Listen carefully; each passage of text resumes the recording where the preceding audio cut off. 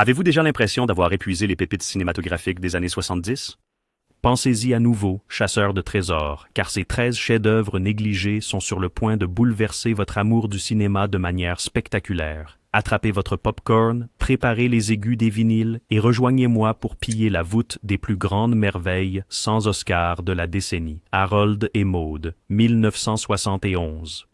Et si la plus sombre obsession de la mort pouvait déclencher la plus brillante célébration de la vie, c'est le délicieux paradoxe au cœur de la comédie romantique incisive de Hal Ashby où Harold, un reclus de 19 ans, simule des suicides comme d'autres adolescents répètent avec leur groupe de garage. Entre Maude, une tornade de 79 ans qui vole des voitures pour des virées, libère les arbres des villes du smog et croit que tout le monde devrait essayer quelque chose de nouveau chaque jour. Leur rencontre, lors des funérailles d'un inconnu, le passe-temps préféré de Harold le week-end, déclenche une aventure tumultueuse à travers la Californie hippie. Bud Cort joue Harold comme un fantôme à la Buster Keaton avec une tendresse cachée, tandis que Ruth Gordon, tout juste sortie de son Oscar pour Rosemary's Baby, rayonne de sagesse espiègle. Ashby remplit l'écran avec les soupirs acoustiques de Cat Stevens, des marguerites jaunes et un corbillard volé sur la base de la Jaguar de la mère de Harold, la voiture gothique la plus cool du cinéma.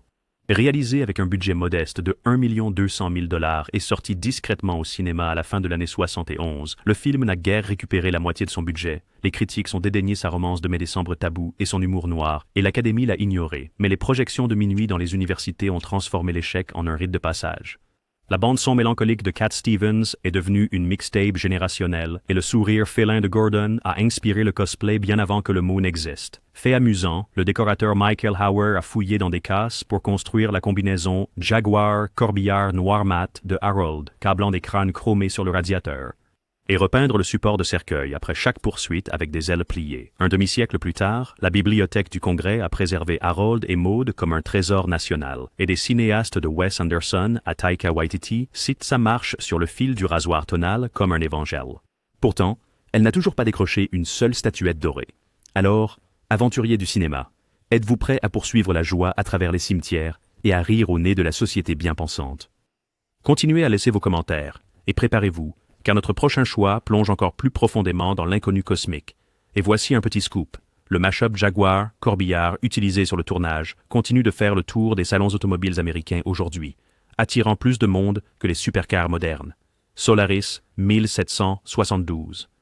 Longtemps avant qu'Hollywood ne découvre la métaphysique des trous noirs, le réalisateur soviétique Andrei Tarkovsky nous a propulsés vers l'intérieur avec une méditation de 3 heures principalement située dans les couloirs exigus d'une station spatiale. Le psychologue Chris Kelvin monte à bord d'un vieux laboratoire orbital pour évaluer la santé mentale de son équipage, seulement pour se confronter à des visiteurs fantomatiques conjurés par l'océan pensant de la planète Solaris, surtout une réplique de sa défunte épouse, Harry. Tarkovsky sentait que le roman de Stanisław Lem était trop axé sur l'intrigue, alors il a remplacé l'exposition par des prises de vue languissantes de la rivière, des salons brutalistes soviétiques et des réflexions en boucle sur l'amour et la culpabilité. Donatas Banionis joue Kelvin avec une terreur stoïque, tandis que Harry de Natalia Bondarchuk fluctue entre émerveillement enfantin et mélancolie cosmique.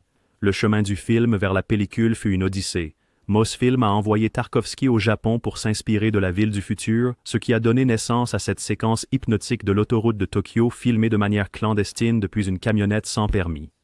Malgré les budgets de la guerre froide, le réalisateur a exigé un film de 70 mm, des effets de nuages spatiaux peints à la main dans sa baignoire, et a engagé le compositeur Eduard Artemiev pour innover avec le synthétiseur ANS, créant un chant de baleine métallique qui semble toujours en avance sur 2025.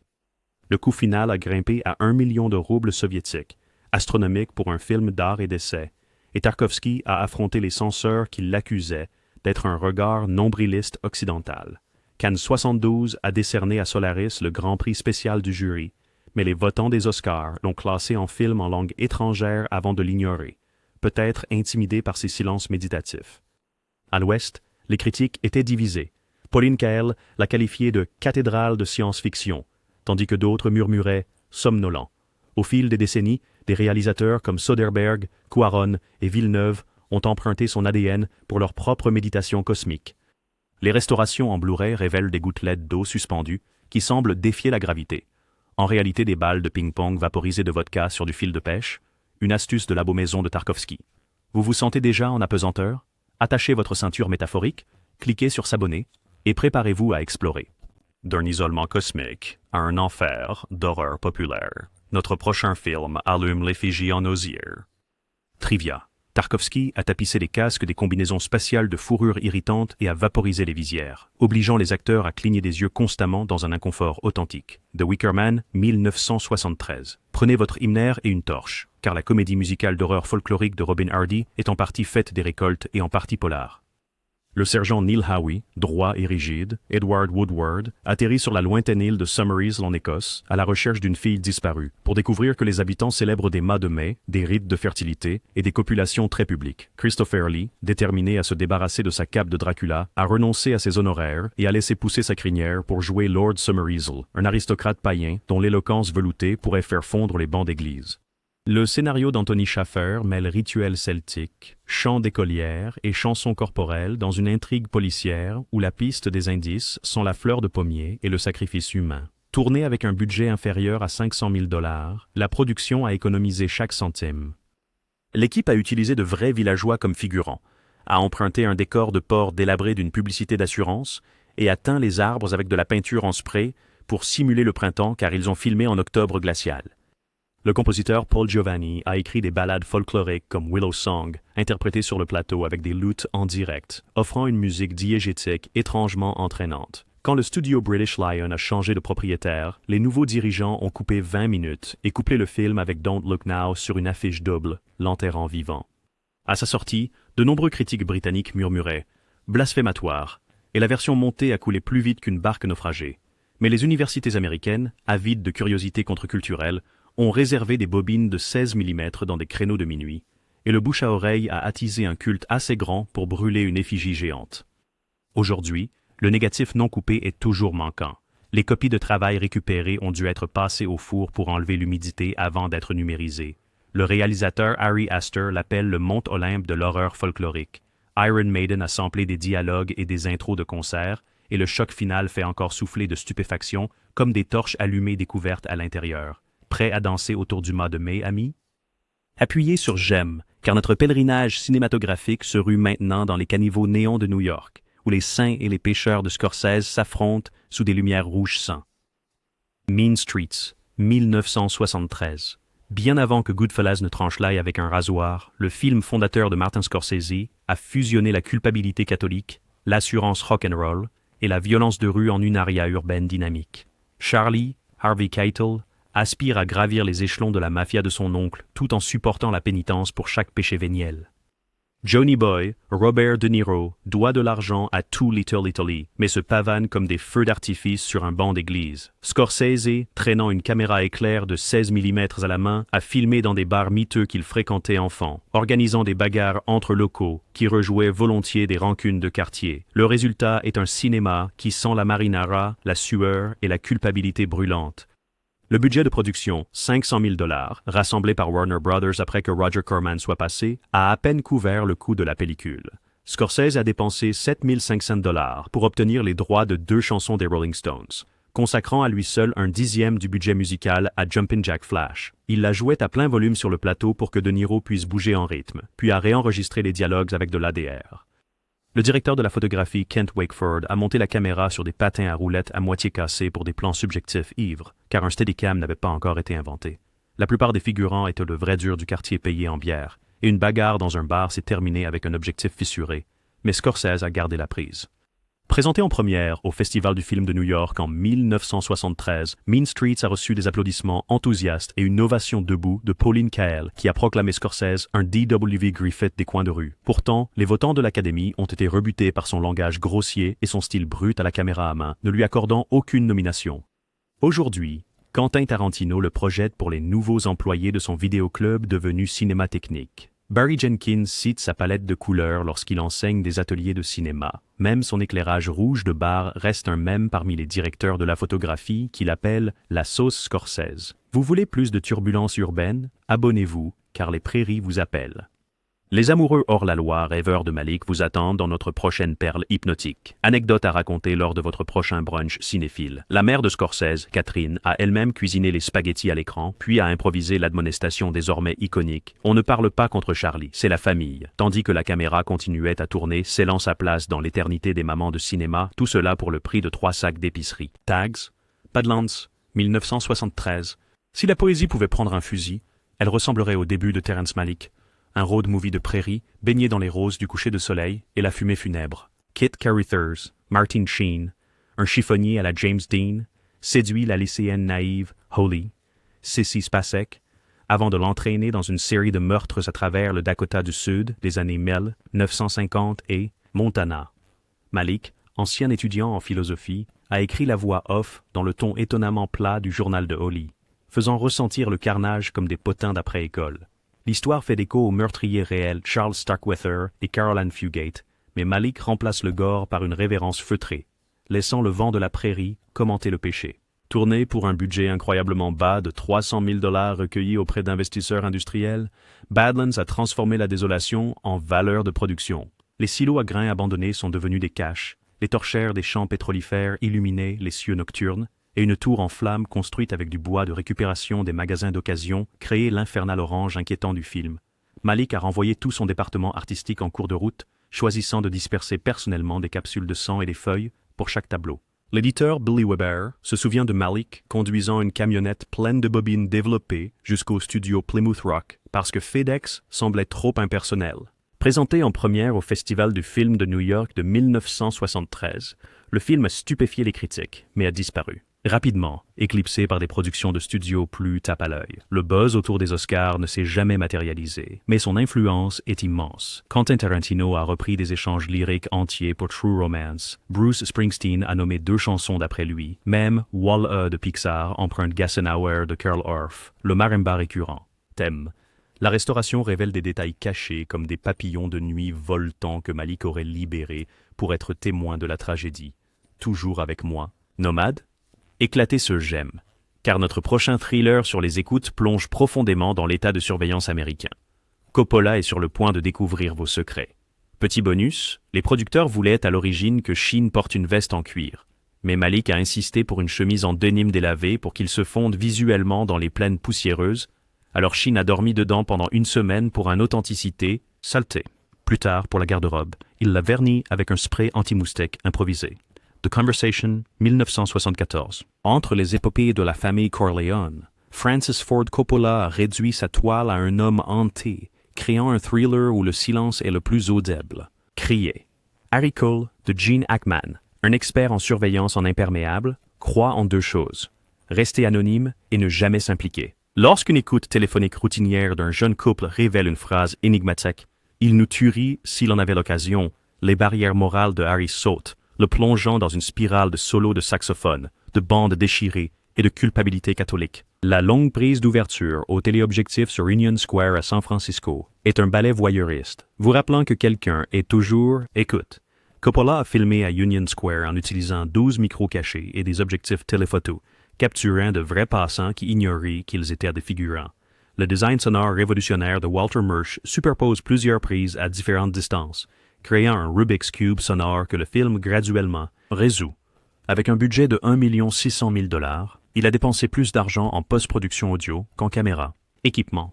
Pour créer l'appartement isolé de Hackman, l'équipe artistique a construit une cage en acier à l'intérieur d'un entrepôt, amplifiant délibérément les échos qui resserrent la paranoïa de Harry comme un étau. Présenté en première à Cannes en 1974, The Conversation a remporté la Palme d'Or. Pourtant, aux Oscars, il a perdu le prix du meilleur film face au Parrain 2e partie de Coppola. Étonnamment, Hackman n'a même pas été nommé.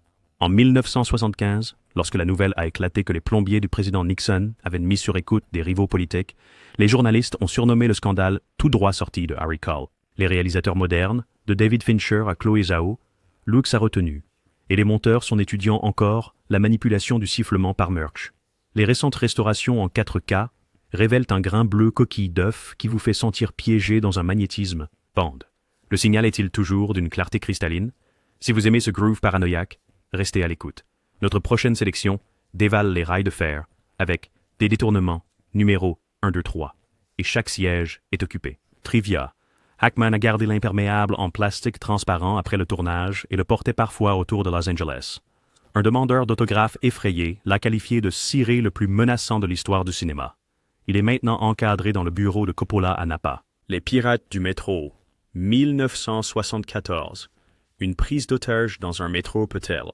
Ce crépitement avec plus de répliques que de dynamite. Le réalisateur Joseph Sargent le prouve, orchestrant une partie d'échecs cinétiques sous les rues de Manhattan, alors que 4 pirates de l'air codé par couleur s'emparent du train Pelham de la ligne 16. L'impitoyable Monsieur Bleu de Robert Shaw exige $1 million en 1 heure. Le lieutenant de la police des transports Walter Matthau, Garber, arborant un imperméable froissé et un accent nasillard du Bronx, doit le déjouer pendant que la bureaucratie de la ville ralentit comme un tourniquet rouillé.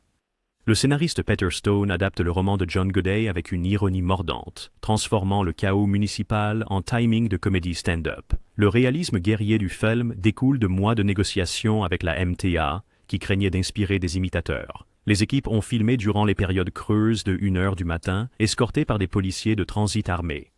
David Shire a composé un thème funk anguleux en 12 tons, excluant intentionnellement un centre tonal, de sorte que les cuivres semblent être des freins crissants. Avec un budget de $4 300 000, la production a dépensé $250 000 uniquement en heures supplémentaires pour les conducteurs de train. Sargent a parsemé l'arrière-plan de véritables opérateurs de métro, dont les répliques impassibles font ressortir le sarcasme de Garber comme un chewing-gum sous un siège. À sa sortie, les critiques ont salué son humour sarcastique et sa crasse authentique, mais la concurrence de décembre avec La Tour infernale a brûlé tout élan pour les Oscars. Néanmoins, Quentin Tarantino a nommé les criminels de Reservoir Dogs d'après les alias de couleur de Pelham. Spike Lee a échantillonné son compte à rebours pour Inside Man. Fait amusant. Après une véritable tentative de détournement de métro en 1976, des journalistes ont demandé au prétendu auteur s'il avait vu le film. Il a répondu « 2 fois, mais je pensais qu'il pouvait faire mieux ». La MTA a temporairement cessé d'assigner le train 6, quittant Pelham à 1h23 de l'après-midi pour éviter une panique de déjà-vu. Aimez-vous le voyage? Appuyez sur « J'aime » car nous allons galoper à travers les Landes avec les chevaliers qui disent « Monty Python, Sacré Graal, 1975 ». Sortez vos morts cinématographiques et polissez ces noix de coco, car cette quête anarchique transforme la légende médiévale en un carnaval d'absurdité. Le roi Arthur de Graham Chapman, perpétuellement à court de fonds, traverse les Landes embrumées, accompagné uniquement par les cliquetis de noix de coco de Patsy, à la recherche d'un Graal que personne ne définit vraiment. Les réalisateurs Terry Gilliam et Terry Jones attaquent le mythe avec des coupures animées, des lapins tueurs et un chevalier noir qui refuse de céder même lorsque des membres volent. Tourné pour 229 575 livres, financé en partie par les profits de Led Zeppelin, Pink Floyd et Jethro Tull, la production ne pouvait pas se permettre des chevaux, donnant naissance à la blague des noix de coco qui a lancé 1 million de costumes de cosplay. L'équipe a rapidement découvert que les châteaux d'Écosse facturent des frais de tournage par pièce, alors ils ont tourné tout le film dans 2 forteresses venteuses, redécorant chaque couloir pour différents royaumes. Les costumes étaient littéralement teints dans les baignoires d'hôtel pendant la nuit.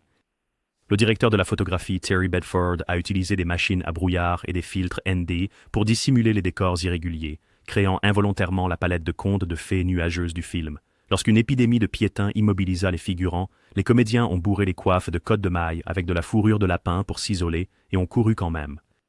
Les critiques sont d'abord rejeté Sacré Graal comme trop britannique, mais les séances de minuit aux États-Unis ont engendré des fans qui récitaient les scènes en chœur, transformant le scénario en un karaoké de groupe avant que Rocky Horror ne le rende à la mode. Oscar? Rien du tout. Pourtant, aujourd'hui, les professeurs de cinéma projettent la séquence des chevaliers qui disent « ni pour enseigner le sens du timing comique ». George Lucas a un jour envoyé au groupe une réplique de sabre laser en guise de remerciement pour avoir inspiré sa blague du pont-levis du château.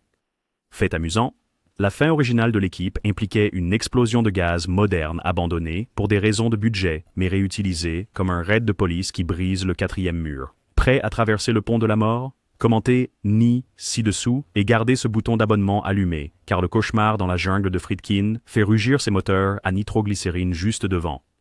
Une pépite méconnue. Les crédits d'ouverture animés de Gilliam ont été peints à la main sur des feuilles de celluloïd sur la table de la cuisine de son appartement à Londres, et son chat domestique aurait dormi sur les cadres en train de sécher, bavant accidentellement l'encre que Gilliam a conservée parce qu'elle semblait plus médiévale et glorieusement imparfaite pour toujours. Sorcery, 1977. Que se passe-t-il lorsque le réalisateur de L'Exorciste échange les démons contre des détonateurs? Un remake imprégné de diesel du salaire de la peur si intense qu'on peut sentir la boue de la jungle. William Friedkin dépose 4 criminels désespérés, Roy Scheider, Bruno Kramer, Francisco Rabal et Amidou, dans un coin perdu d'Amérique centrale sans nom, les soudoyant pour transporter de la nitroglycérine instable à travers 320 km de forêt tropicale, hostiles dans deux camions en mauvais état, baptisés Lazaro et Sorcerer.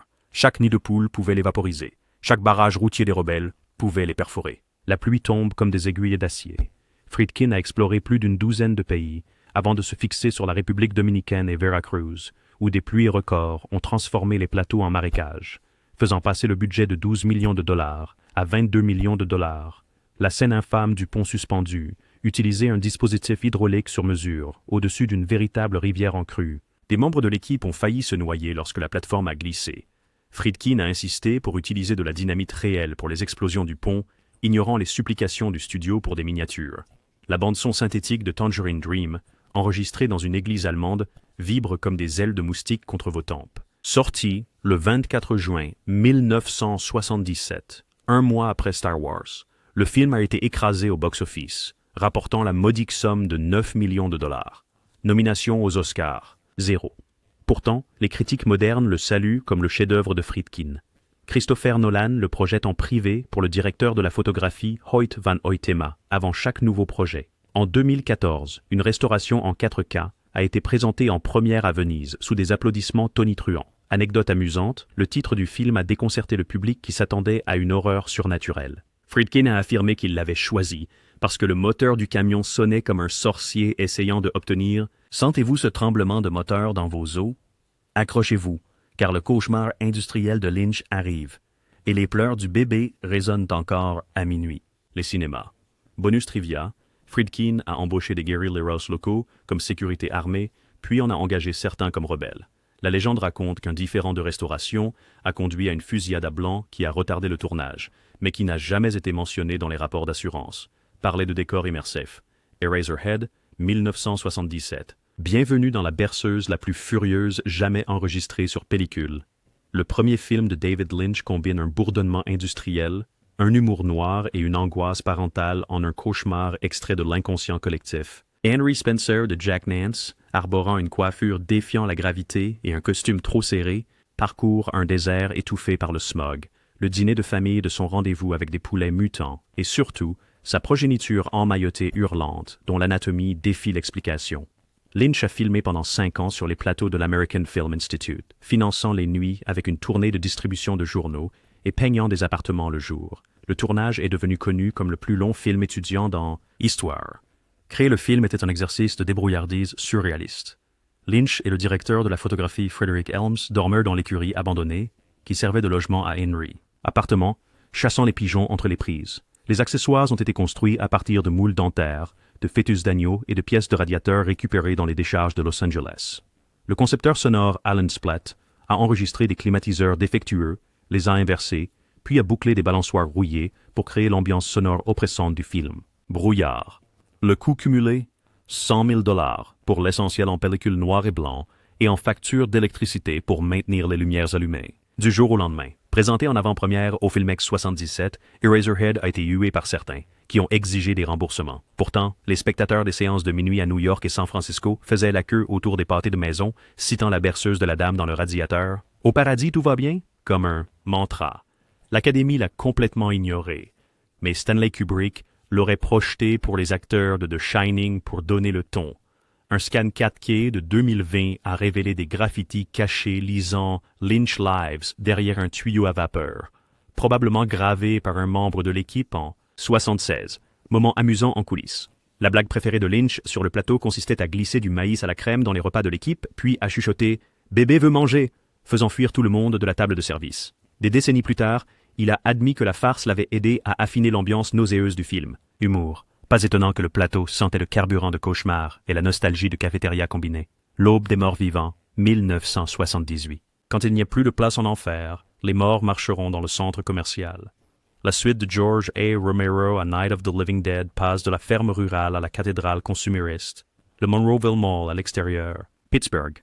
4 survivants, le tireur d'élite du SWAT Roger, Le pilote de rapport de circulation Steven, la productrice de télévision Fran et le stoïque Peter se réfugient parmi les mannequins et la musique d'ambiance, fortifiant les devantures de magasins pendant que les zombies montent les escalators d'un air hébété. Merveillement. Romero utilise le gore comme satire, se demandant si les impulsions d'achat survivent à la mort corporelle. La production a loué le centre commercial après les heures d'ouverture pour $1,5 million, transformant les mannequins de JCPenney en jouets à mâcher. Le légendaire magicien des effets de maquillage, Tom Savini. Savini a utilisé de la peinture grise pour le visage et a perfectionné les têtes de zombies explosants en utilisant des préservatifs remplis de sang de vache et de sciure. La bande sonore rock progressif de Goblin est arrivée via Dario Argento, qui a cofinancé une version européenne avec plus de gore et moins de dialogue.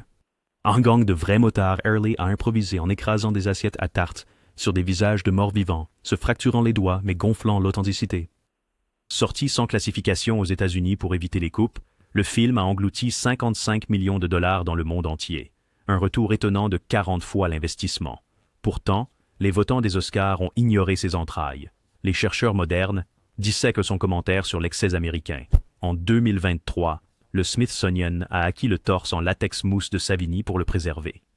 Petite anecdote amusante, la musique d'ambiance du centre commercial continuait de jouer pendant les tournages, donc les acteurs se déplaçaient au rythme du jazz doux entre les prises, renforçant cette atmosphère étrange. Autre pépite, Romero a fait une apparition en tant que présentateur de nouvelles à Washington, improvisant des répliques sur la valeur immobilière des zombies. Envie de plus d'aperçus sur les morts vivants? Activez cette cloche et préparez-vous, car ensuite nous évitons les gens en capsule vert-feuille dans la ville, au bord de la baie. Petit fait intéressant, Savini s'est accidentellement coupé le menton lors d'une scène de machette. Il l'a recousu en coulisses, puis a repris à jeter des entrailles. Plus tard, il a plaisanté en disant que le vrai sang a aidé à maintenir la continuité des couleurs. L'invasion des profanateurs, 1978. Imaginez vous réveiller pour découvrir que votre meilleur ami est légèrement en colère. Le remake de Philip Kaufman transpose l'allégorie de la guerre froide de 1956 à la fin des années 70 à San Francisco, où les bains de boue de spa et l'hystérie de la nourriture santé masquent des spores extraterrestres. L'inspecteur de la santé Matthew Bennell et la technicienne de laboratoire Elizabeth voient leur connaissance devenir des sosies sans émotion, issus de gousses bio-organiques. Jeff Goldblum et Veronica Cartwright ajoutent une paranoïa bohème, tandis que Leonard Nimoy joue un gourou psychologue célèbre qui veut littéralement que vous vous perdiez. L'équipe de Kaufman a adopté le tournage nocturne de Guérilla. Le directeur de la photographie Michael Chapman a utilisé une Panavision à main pour capturer les poursuites en angle oblique dans les marchés de Chinatown à 3 heures du matin. Le concepteur sonore Ben Burt, tout juste sorti de Star Wars, a déformé des cris de porc pour créer le cri des pods, qui déchire encore les tympans. Les vrilles gélatineuses ont été fabriquées à partir de préservatifs teints gonflés avec des compresseurs, puis filmés en inversé pendant leur rétractation pour ramper. Budgétisé à $3,5 millions, il est passé à 7 millions après des retards dus à la pluie, le producteur Robert H. Solo ayant mis en gage ses œuvres d'art personnelles pour terminer les effets. La sortie de décembre 1978 a été acclamée par la critique. Roger Ebert a loué son sens suffocant de l'inévitabilité. Pourtant, les votants de l'Académie se sont tenus au drame de prestige. Des décennies plus tard, Jordan Peele cite sa fin comme une terreur parfaite. Même la mini-série de 2022, Severance, emprunte sa paranoïa de bureau stérile au cauchemar en latex de Kaufman. Petit fait amusant, le cri iconique avec le doigt de Sutherland a été improvisé le dernier jour, surprenant tellement Cartwright que sa réaction terrifiée est authentique. Un autre clin d'œil, Kevin McCarthy, star de l'original de 56, se précipite dans la circulation en criant des avertissements, puis disparaît derrière un essuie-glace. Sentez-vous ce frisson vous parcourir l'épine dorsale? C'est bien, parce que notre dernière course à travers New York transforme toute la ville en un champ de bataille illuminé de néons. Légende des scènes coupées, Kaufman avait initialement tourné un montage d'officiels de la ville étant remplacé, y compris le maire échangeant avec un double extraterrestre en pleine conférence de presse. Mais les spectateurs tests l'ont trouvé trop sombre, alors il l'a raccourci. Les images survivent seulement sur un tirage de travail rayé, vénéré lors des conventions de genre comme une relique perdue. Des clips pirates circulent sur les forums d'horreur avec la neige VHS intacte. Les guerriers de la nuit, 1979. Vous captez? L'Odyssée punk de Walter Hill transforme le paysage nocturne de New York en zone de guerre mythique. Quand l'activiste charismatique Cyrus est assassiné, les gangs réunis pour une trêve se retournent contre les guerriers de Coney Island, qui doivent se frayer un chemin jusqu'à chez eux à travers 43 km de voies de métro et de territoires hostiles. Des furies armées de battes de baseball, des punks en rollers et des Lizzy à la voix de sirène proposent des combats stylisés sous des lampadaires vacillants. Hill, s'inspirant de l'anabase de Xénophon, peint les triages du Bronx avec un néon de bande dessinée tout en gardant un dialogue d'une simplicité tranchante, Survivre la nuit. Le tournage était un marathon nocturne. Cruise tournait de 8 heures du soir à l'aube pendant 60 jours, payant de vrais membres de gang $500 par nuit pour la protection et des apparitions occasionnelles. Pour capturer l'attention du métro, le directeur de la photographie, Andrew Laszlo, a utilisé des filtres vapeur de sodium expérimentaux qui faisaient ressortir le graffiti comme des panneaux de bande dessinée. Prévu avec un budget de 4 millions de dollars, le film a dépensé 500 000 $ en vestes en cuir sur mesure et en denim coupé pour des identités d'essai. Le coordinateur des cascades, Craig Baxley, a chorégraphié les combats au corps à corps. Michael Beck s'est cassé 3 côtes mais a terminé la scène de sprint avant de passer des radiographies. Les émeutes du week-end d'ouverture devant les théâtres de Manhattan ont effrayé Paramount, incitant le studio à rappeler les publicités, tuant ainsi tout espoir aux Oscars avant même le début de la campagne. Pourtant, les rediffusions sur MTV dans les années 80 l'ont couronné comme un film culte. Rockstar Games l'a ensuite adapté en un jeu de baston vénéré en 2005, réenregistrant les dialogues avec le casting original. En 2019, les Warriors ont pris le train Q pour une projection de retrouvailles à l'Alamo Drafthouse, suscitant des photos virales. Anecdote amusante, le célèbre défi « Come Out to Play I » a été improvisé par l'acteur David Patrick Kelly, secouant 3 bouteilles de bière qu'il avait trouvées dans une poubelle pour percussion. Prêt à faire s'entrechoquer ces bouteilles vides et se battre pour la justice cinématographique? Appuyez sur ce bouton d'abonnement, car le coffre ne ferme jamais et plus de trésors cachés sont juste au coin. Un autre derrière les coulisses. J'aime. Et il a exigé du vrai grain de métro. Alors les maquilleurs ont mélangé de la saleté de la ville avec de la glycérine et l'ont étalé sur les fronts tout en diffusant The Clash depuis un boombox, créant une authenticité moite qu'aucune climatisation de plateau ne pouvait reproduire. La crasse n'a jamais eu l'air si cinématographique. Et voilà, 13 merveilles glorieuses des années 70 qui n'ont pas remporté d'Oscar mais qui sont riches d'âme cinématographique. Quel joyau a frappé votre radar rétro? Laissez un commentaire, partagez cette carte au trésor avec d'autres cinéphiles et appuyez sur s'abonner pour que la lumière de notre projecteur continue de briller. De nouvelles découvertes arrivent chaque vendredi.